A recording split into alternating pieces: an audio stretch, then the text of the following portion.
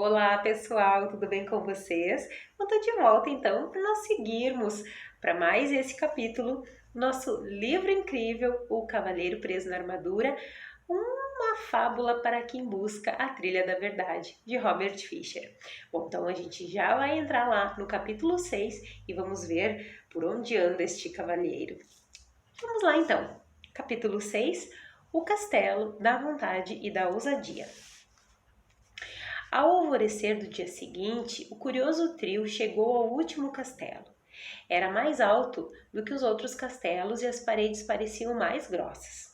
Confiante de que logo também passaria por este castelo, o cavaleiro começou a travessia da ponte levadiça, seguido dos animais. Quando estavam na metade do caminho, a porta do castelo foi escancarada e dela saiu um ruidoso e ameaçador, um imenso dragão que soltava fogo pelas ventas, cintilando com escamas verdes e brilhantes. Chocado, o cavaleiro ficou paralisado onde estava.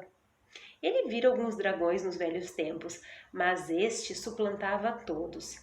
Era enorme e as chamas saíam rugindo não apenas da boca, como acontecia com qualquer dragão comum, mas também dos olhos e orelhas. Para piorar ainda mais a situação, as chamas eram azuladas, o que significava que esse dragão continha grande quantidade de butano. O cavaleiro buscou a espada, mas suas mãos não encontraram nada. Ele começou a tremer. Com voz alterada e irreconhecível, ele chamou Merlin para pedir ajuda. Mas, para seu desânimo, o mago não apareceu. Por que será que ele não vem? O cavaleiro perguntou ansiosamente, enquanto se esquivava de um jato de chama azul emitido pelo monstro. Não sei, replicou o esquilo. Em geral, sempre podemos contar com ele. Rebeca, que estava sentada sobre o ombro do cavaleiro, aprumou a cabeça e ouviu atentamente. Pelo que posso captar, Merlin está em Paris, participando de uma conferência de magos. Ele não pode me abandonar agora, pensou o cavaleiro. Ele prometeu que não haveria dragões no caminho da verdade. Ele estava falando de dragões comuns, rugiu o monstro, com uma voz ribombante que balançou as árvores e quase derrubou Rebeca do ombro do cavaleiro. A situação parecia periclitante. Um dragão que podia ler os pensamentos era sem dúvida muito assustador. Mas de algum modo o cavaleiro conseguiu controlar-se e parar de tremer. Com a voz autoritária, mas forte e alta, com a voz autoritária, mais forte e alta que conseguiu fazer, ele gritou: "Saia do meu caminho, seu bico de buns em tamanho família!" A besta bufou, soltando fogo para os lados. Uma fala bastante valente para um gato amedrontado. Sem saber o que fazer em seguida, o cavaleiro tentou ganhar tempo, perguntando: "O que você está fazendo no castelo da vontade e da ousadia? Em que lugar melhor você pensa que eu poderia morar? Sou o dragão do medo e da dúvida." O cavaleiro teve de admitir que esse dragão tinha o nome certo. Medo e dúvida era exatamente o que ele sentia. O dragão vociferou outra vez: "Estou aqui para eliminar todos os insolentes que pensam que podem vencer a todos, somente porque passaram pelo castelo do conhecimento." Rebeca sussurrou no ouvido do cavaleiro: "Uma vez, Merlin disse que o autoconhecimento pode matar o dragão do medo e da dúvida." "Você acredita nisso?" o cavaleiro sussurrou de volta. "Sim", respondeu Rebeca firmemente. "Então, pode ficar com esse divertido lançador de chamas verdes." O cavaleiro deu a volta rapidamente e afastou-se pela ponte levadiça. "Ha, ha, ha!" riu o dragão. E seu último "ha" quase ateando fogo às calças do cavaleiro. "Você vai desistir depois de ter chegado tão longe?" Esquilo perguntou, enquanto o cavaleiro removia faíscas da armadura.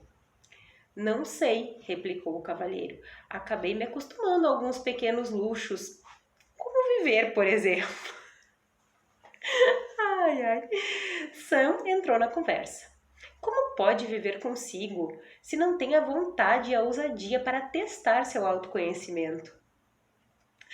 Você também acredita que o autoconhecimento pode matar o dragão do medo e da dúvida? Perguntou o cavaleiro. Certamente, o autoconhecimento é verdade, e você sabe o que dizem: a verdade é a mais poderosa do que a espada.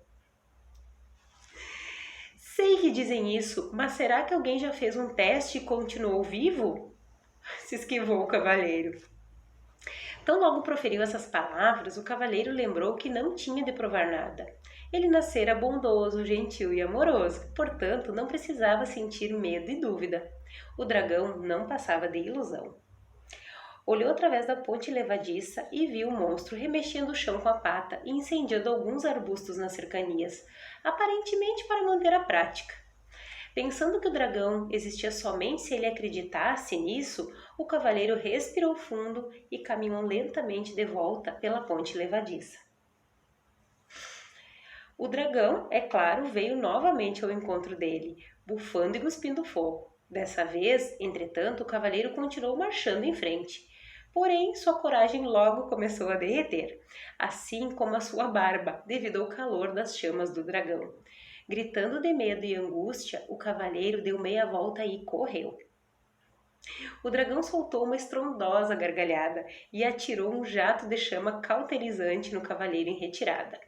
Urrando de dor, o cavaleiro atravessou voando a ponte levadiça, com o esquilo e Rebeca logo atrás dele. Localizando um pequeno riacho, rapidamente enfiou a parte chamuscada na água fresca, extinguindo as chamas com um silvo. Esquilo e Rebeca permaneceram na margem, tentando consolá-lo. Você foi muito corajoso, disse Esquilo. Nada mal para uma primeira tentativa, acrescentou Rebeca. Atônito, o cavaleiro levantou o olhar dali onde estava sentado. O que você quer dizer com a primeira tentativa? Esquilo disse como quem não quer nada. Você será você será mais bem sucedido quando voltar pela segunda vez. O cavaleiro retrucou raivosamente. Volte você pela segunda vez. Lembre-se, o dragão era apenas uma ilusão, disse Rebeca. E o fogo que saía da sua boca era também uma ilusão? Era, respondeu Rebeca. O fogo também era uma ilusão. Então por que me encontro sentado nesse riacho com minhas calças queimadas? Perguntou o cavaleiro. Porque você tornou o fogo da realidade, ao acreditar que o dragão era real, explicou Rebeca. Se você acredita que o dragão do medo e da dúvida é real, você lhe dá o poder para queimar suas calças e tudo mais, disse Esquilo. Eles estão certos, acrescentou Sam.